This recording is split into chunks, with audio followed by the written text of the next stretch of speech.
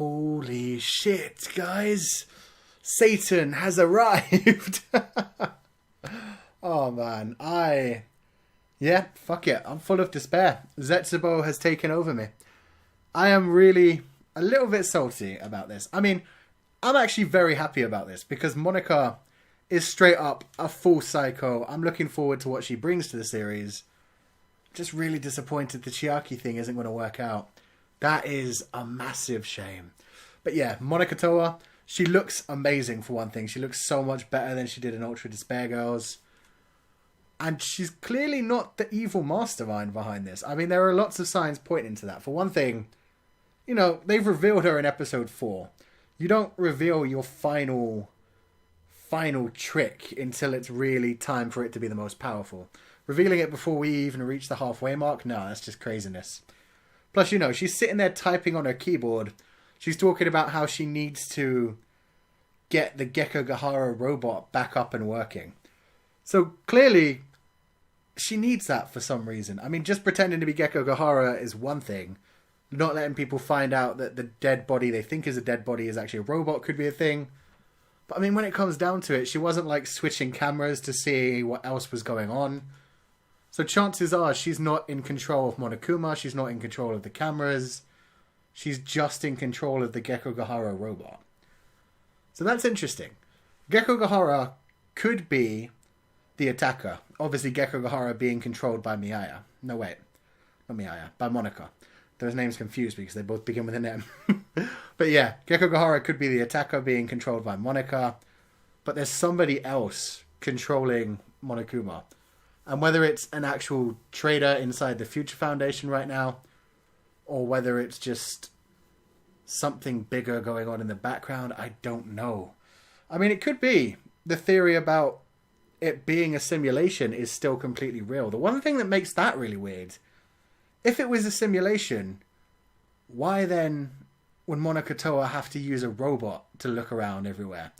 Surely if it was a simulation, she'd just enter into the game as Miaya Gekkogahara as her avatar. This is why it's getting really confusing. I mean, there were so many things that pointed towards the possibility of it being a simulation. They changed so much of that building. And as Kyouko saw when she examined the door, like, the kunai and the mark were gone. It felt like they'd changed rooms and changed locations, and I really bought into the simulation theory. I really bought into the Chisei and control theory. I mean, there were slightly more hints to that when it came to this episode as well. In the last episode, we had Kizakura monologue to himself, I'm going to go see that girl now. And it seemed really suspicious. And then we found him in this episode in the room with Chisa's dead body and staring at the giant Monokuma eye symbol. As if he was talking to whoever's controlling Monokuma or talking to Chisa's dead body. Either way, that would be suspicious as hell. But I mean, there's also the chance that, you know, since he was so close to Jin Kirigiri, he knows Kyouko better than most of the people here.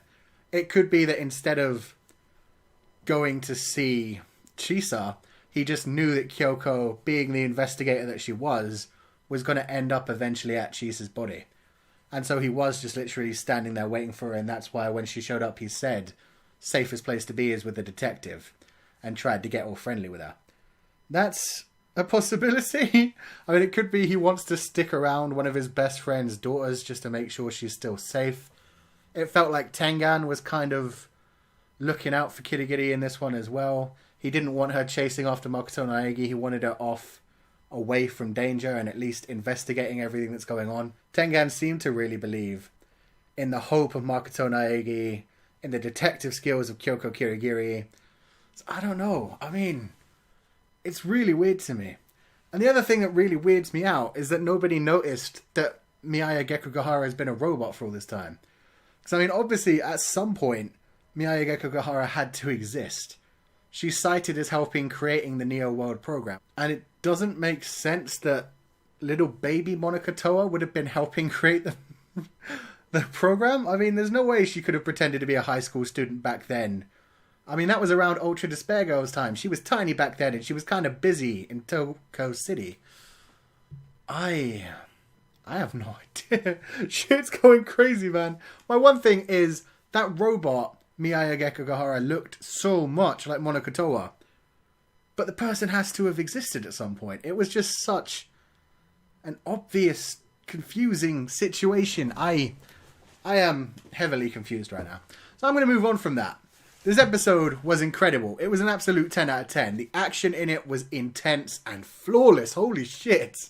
When it came to Tengen, I have been saying for a while, I love him, I trust him. Since Zetsubo-Hen episode 2, when he talked to Hajime, I really wanted to believe that he was telling Hajime, you can be normal, and trying to get that across to him. And then in episode 3 of Zetsubo-Hen, we had that moment where he was straight up, like, sitting around with Jin and Kizakura, and they were all talking about how they didn't like the Artificial Hope program. So yeah, I like it. I like who Tengen is. He's a really cool old man. He's really calm about everything. In this episode, he showed how much of a beast he was. It was actually unbelievably beastie. I mean, to be fair, he beat up Juzo Sakakura, who is the ultimate boxer. To be fair, the ultimate boxer couldn't use his hands. That's what I mean. But at the same time, Tengen was doing some ridiculous shit. For one thing, he's got a concealed weapon on him at all times, which is insane as it is. They called it a Chusen. I still don't know what that means, but I'm sure it's basically like a tiny gun hidden on his wrist. Think the assassin's blade out of Assassin's Creed, but it fires little needles. So, I mean, that was sick. But he was also, like, martial arts expert in Juzo. He, like, knocked him out with one swift elbow to the stomach, which was ridiculous. And also, when he had that massive chair thrown at him, he didn't even, like, Tai Chi it back to him and, like, control the force of it. He just literally caught it and shoved it back at him. Literally going against the force. It was absolute insanity. It's not something you expect from a man who looks like that. It was beast, I will say. It looked amazing.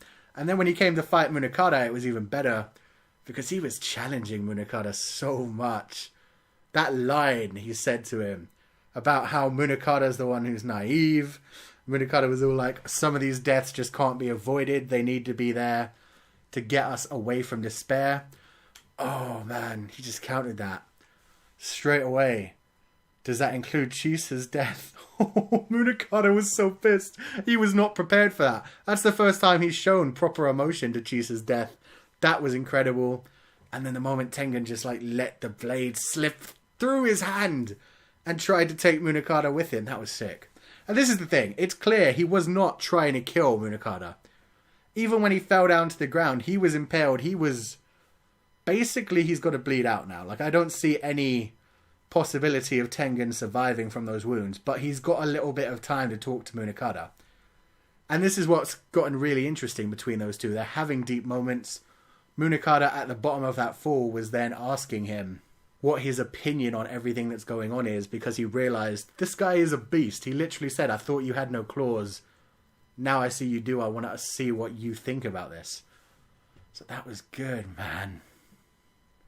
It felt like Tengen was giving one last opportunity to really talk to someone, teach someone, be that teacher again, that guidance counselor. Oh man, that's so sick. And we did get to see Munakata's understanding of hope and despair in this one a little bit more. We got to see why he's so against Makoto Naegi surviving. He's got a good reason, I'm not gonna lie. I mean, he said it best himself. At any point, this game could end, and the trader could still be among them. And when that happens, whoever's alive are going to be the survivors of the killing game. The ultimate hope who defeated despair once again. And like you said, if Makoto Naegi stays alive with them, you know, people already consider him ultimate hope. They listen to him. They listen to his words. They love him. So it will just bolster that. And if somebody in the Future Foundation is actually evil and is helping spread despair, Makoto Naegi's powers will be used to spread despair, which is a crazy idea, but I mean, it makes perfect sense. So I mean, yeah, that was amazing. Everything was amazing. The fact that Kirigiri is finally getting into proper investigating. Like, she was going around looking for other bodies at first, but now she's like, fuck it, I'm going right back to Chisa. I don't even trust if that was real. So I'm interested to see what comes up there. I mean, even Ultimate Animator Ryota was getting interested there. He was about to say what he thought was going on. There's so many things. It was cliffhangered on so many different levels. We have Tengen about to talk to Munakata about what he thinks is going on. Ryota about to talk to Kyouko Kirigiri. We have the fact that Sakakura is about to run into Makoto Naegi. And Jesus Christ, how in the name of God did Sakakura survive like 6 missiles to his face? I mean, there comes a point when being the ultimate at something is just too much, man. Meanwhile, I just love that bit right at the beginning when Monokuma was explaining everything and you had the little notice at the bottom of the screen. Please note, Hagakure is stuck outside because no one likes him. That was so beast, so funny. And yeah, I'm completely not counting him as part of this killing game anymore. Thing is, I'm technically not counting Miaya Gekkogahara as part of this killing game either right now. And that's where it gets really weird, because we already had one extra person. I mean, even if we take out Miaya Gekkogahara and put in Monaca Towa, we're still one short. And I don't see why they'd include a robot in the numbers of the killing game, since it's not actually the people in the game that are seeing those numbers. It's us that's seeing those numbers. That's why they've never questioned it.